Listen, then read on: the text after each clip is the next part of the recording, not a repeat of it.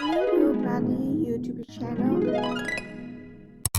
Imagine for a second that you are buying a massive, sprawling mansion. Okay, I'm picturing it. Right, like it has the Corinthian columns, the sweeping mahogany staircase, just the absolute works. It is your dream house. Sounds pretty incredible, honestly. It does, but there is a massive catch. There's always a catch. Always.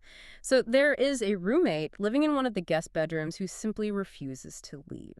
Wait, what? A roommate in my mansion? Yeah, and they are actually on the deed. Oh, and the house itself.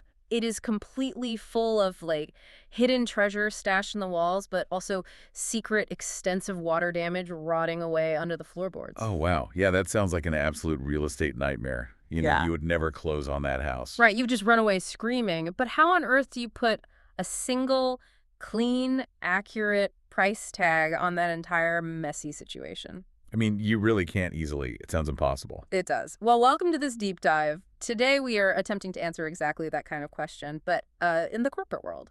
Right, taking it from real estate to giant companies. Exactly. We are looking at a highly technical but absolutely fascinating set of masterclass transcripts from an advanced accounting channel. That's called invincible accounting, right? That's the one. And, just to set expectations for you listening, our mission today is not to suddenly turn you into a certified public accountant. Definitely not. Yeah. I mean, I certainly don't own enough calculators for that. Yeah, my brain would probably just short circuit. Oh, completely. Yeah. Instead, we really want to uncover the hidden, almost matrix-like rules of how giant corporations combine their financial lives when one company swallows another whole. Yeah, the matrix of business. Exactly. It is the magic and sometimes the illusion of what accountants call consolidated financial statements. I know. You hear the word accounting and your eyes might start to glaze over. It sounds a bit dry at first. It does, but stick with us. The transcripts we're diving into today frame this less like a math test and much more like, a financial detective story. That's a great way to put it, because it is really about tracking down where the money is actually hiding. Right, and figuring out who truly owns what. Yeah, we are essentially learning how to decode the true language of business. Because before you can combine the financial lives of two separate companies into one neat little document. You have to figure out exactly what was bought. Exactly.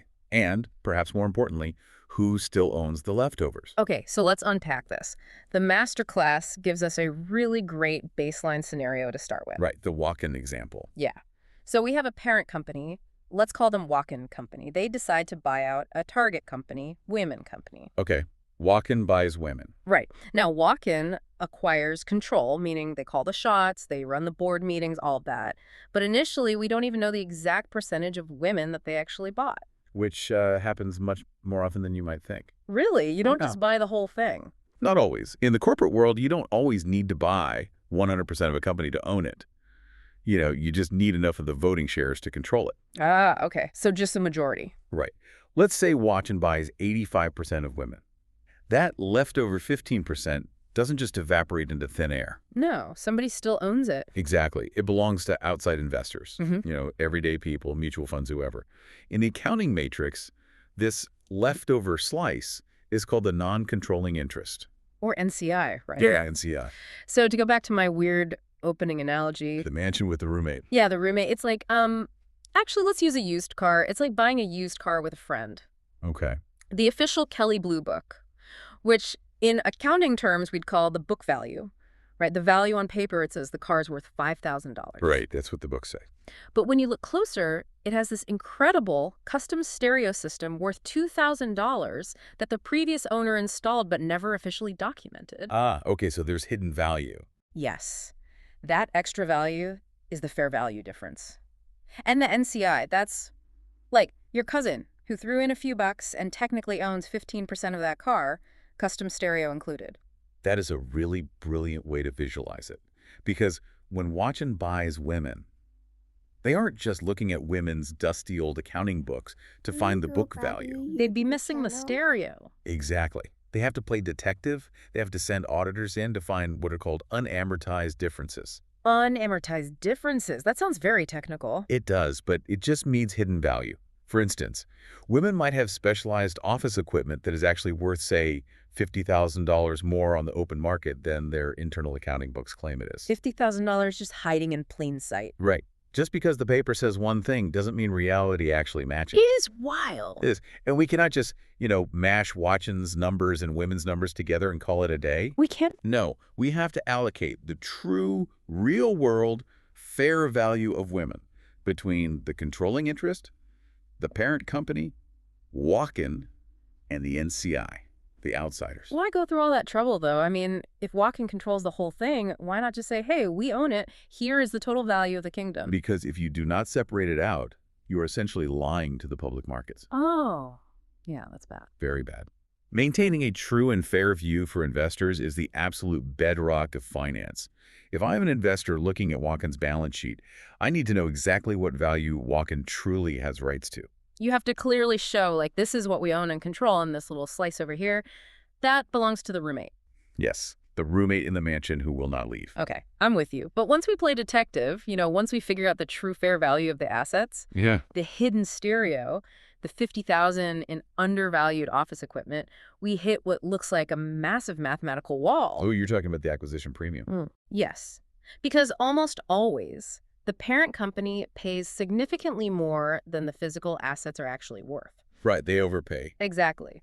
Let's say Watchen paid an implied $725,000 for their share of women. Oh. But when you add up the fair value of all women's physical assets, the desks, the servers, that undervalued equipment, it only adds up to, say, $680,000. Right, so the math doesn't work. No, there is a $45,000 difference, a gap. And the accountants just categorize this leftover mystery money as goodwill. Goodwill.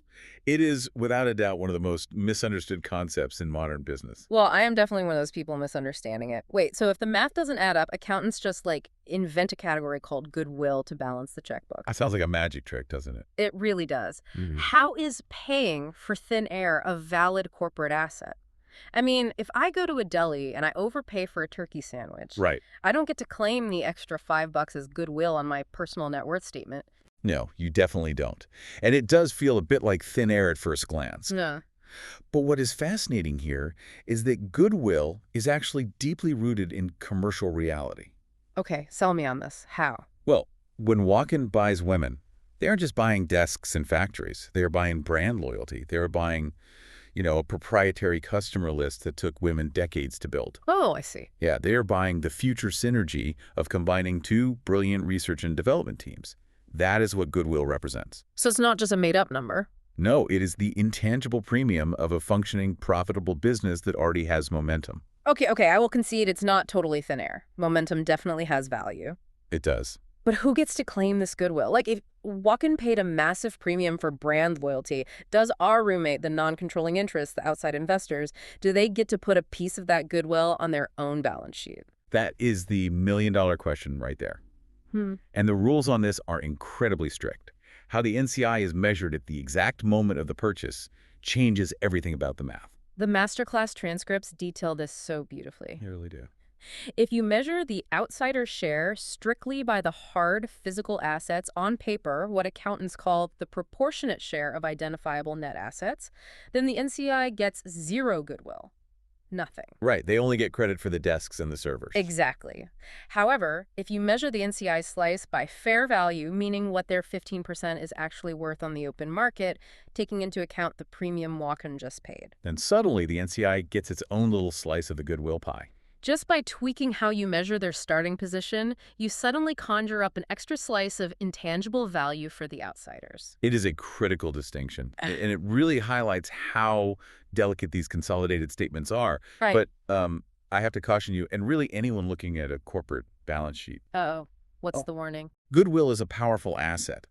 But unlike a piece of factory equipment, goodwill cannot be amortized. You cannot just slowly depreciate it over 10 years to lower your corporate tax bill. Wait, really? It just sits there, frozen. It stays on the books indefinitely, frozen in time, unless it suffers from what accountants call impairment. Impairment. What does that look like in the real world?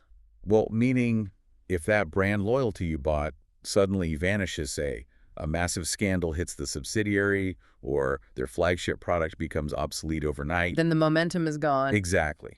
And then you have to write down that goodwill value and take a massive, painful loss on your income statement. Ouch. So it's a permanent monument to the premium you paid right up until you have to admit to your shareholders that you made a huge mistake. A very public, very expensive mistake. Yikes. Okay, so let's summarize where we are. We've bought Women Company. Yep. We have found the hidden fair value in their equipment. We've magically balanced the books with this intangible goodwill. Right. The pieces are in place. So now the companies are merged on paper. But how do they report their earnings at the end of the year without double counting everything? The double counting problem. Because think about it. Walk-in makes money, Women makes money, and Walk-in makes money off Women as an investment.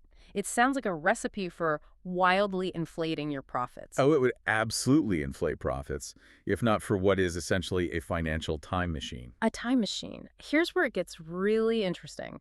The Invincible Accounting Masterclass breaks down this 4-step process called elimination entries. And it literally involves hitting the undo button on the entire year's worth of financial activity. Step 1 is brutal, but absolutely vital. You have to reverse all the investment income and dividends the parent recorded from the subsidiary during that year. Right, you are forcing the parent's investment account back to its beginning of year balance. It's like the movie Men in Black, just using that little silver pen to flash away the memory of the whole year. That's exactly what it is. But why? Why do accountants go through the tedious trouble of tracking income all year long, just to hit undo and reverse it all at year end before they build the consolidated statement? To prevent the exact inflation you mentioned earlier, let's walk through the logic. Okay, lay it out for me. Suppose Women, the subsidiary, earns $100 this year. Because Walk-in owns 80% of them, Walk-in's accountants proudly record $80 as investment income on their own standalone books. Makes sense so far. But if you just blindly stacked their two income statements on top of each other at the end of the year, you would report Women's $100 plus Walk-in's $80. Oh. You would tell the world your corporate empire made $180, when in reality, only $100 new actually entered the building from outside customers. Exactly. That is phantom money. It is a complete illusion. The elimination process is the only way to surgically remove that internal overlap so the public markets see reality. Okay, so step 1, rewind time, undo the income. Step 2 is to offset the parent's initial investment against the subsidiary's initial equity.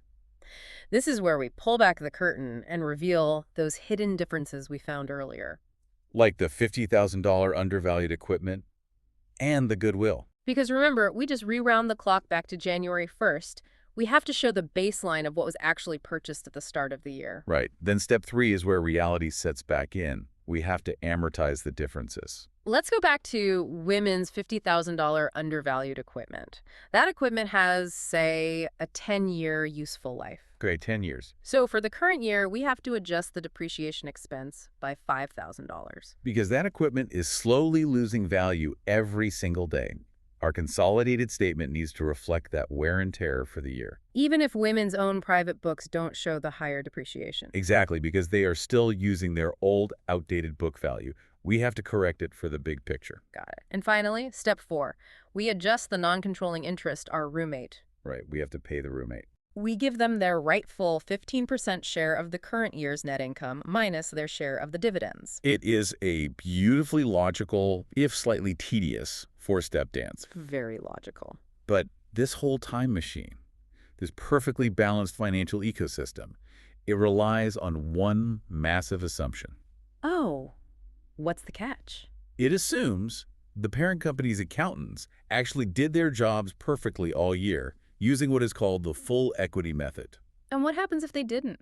What if the accountants decided to take a few shortcuts? Well, then you have a big problem. The lazy accountant scenario. The masterclass gets pretty spicy here, introducing us to a couple of alternate realities. Spicy for an auditor, certainly. Hey, we take our thrills where we can get them. Fair enough. So we have the incomplete equity method and the absolute lowest effort approach, the cost method. Let's take Walk-in again. Okay, Walk-in and Women. Imagine Walk-in buys Women for $900,000. A full year passes. Women makes money, pays dividends, business is booming. Sounds like a great year. It is, but when you look at Watchen's standalone books, their investment account still says exactly $900,000. They didn't touch it. No, they didn't record any income changes. They didn't record any dividend payouts. They just left it untouched. That is the cost method. It is the financial equivalent of basically burying your head in the sand. It's like tracking a diet, but deciding not to log any liquid calories because figuring out the macro math on a caramel frappuccino is just way too much work. That is painfully accurate. You are just lying to your calorie counting app. And then there's the incomplete equity method. This is where Washington tries to do the work but does it poorly. Right. They put in half the effort. They record their investment income as exactly equal to 80% of women's net income. Sounds great, right? Except they forgot something. They completely forgot to subtract the $5,000 for the equipment depreciation we just talked about in step 3. They did the easy, big picture math and entirely skipped the hard, nuanced math. They skipped the Frappuccino calories again. So the golden rule from the masterclass is this. Before you can even attempt to consolidate these companies, you must adjust these lazy methods back to the full, perfect equity method. You have to fix the math. And if the lazy accountant made the error in a previous year, you have to go back in time and adjust the parents' retained earnings. You literally have to fix the historical log before you can step on the scale today. That's a lot of cleanup. But here is the secret. A secret?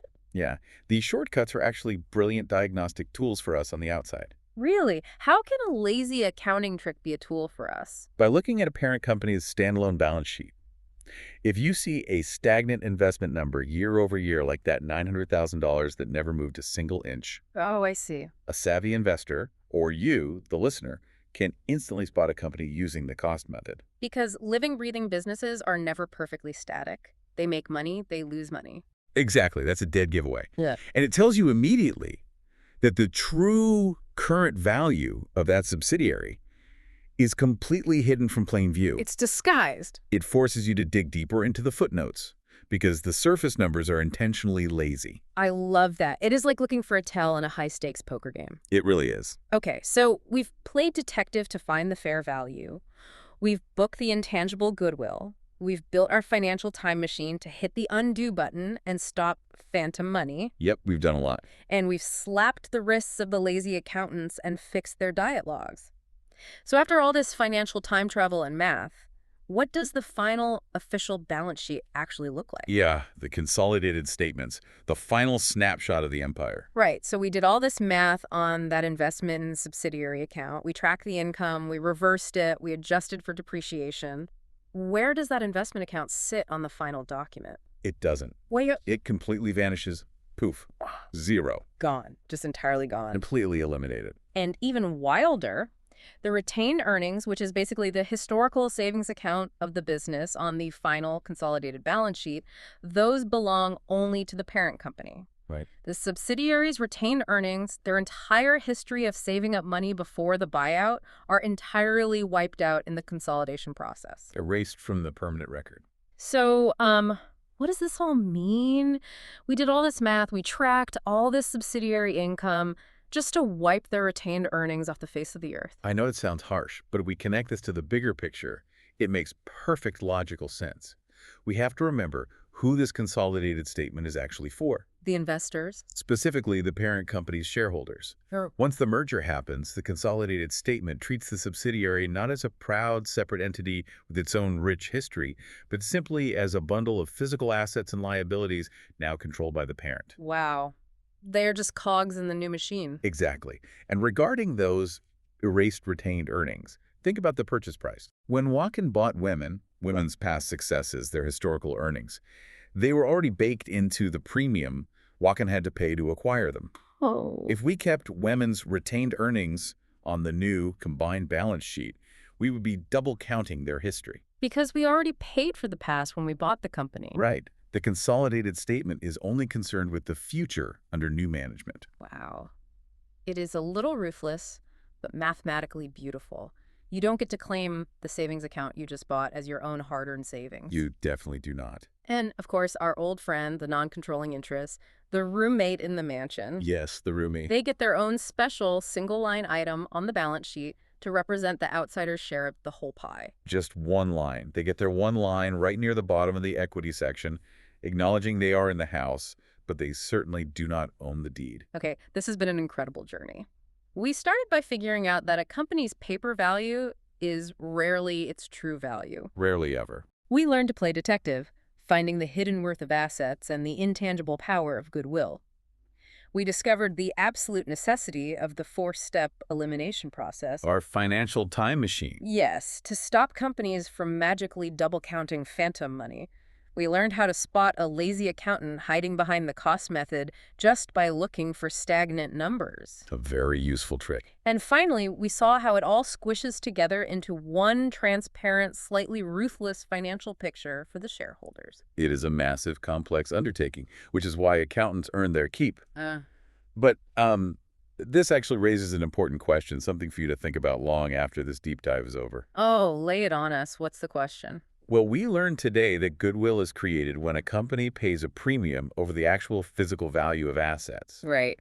And we learned that this goodwill stays on the books indefinitely, permanently inflating the parent company's total asset value, unless it is actively impaired and written down. The frozen asset. Exactly. But what if that premium was paid during a massive market bubble? Oh, like when money is cheap and everyone is just wildly overpaying for everything. Precisely. Next time you look at the financial news and see a massive corporate merger, ask yourself, when you look at their balance sheet a year later, is their multi-billion-dollar goodwill a true reflection of intense brand loyalty and brilliant future synergy? Or is it something else? Right. Or is it just a monument to past overpayment, a ghost of a bubble hiding in plain sight? A monument to overpayment. That is haunting. It really makes you realize that even in something as rigid and mathematical as accounting, there is always a story and sometimes a little bit of fiction hiding right there in the numbers. There really is. Thank you so much for joining us on this deep dive. Next time you buy a mansion with a roommate, you will know exactly how to do the math. Until next time.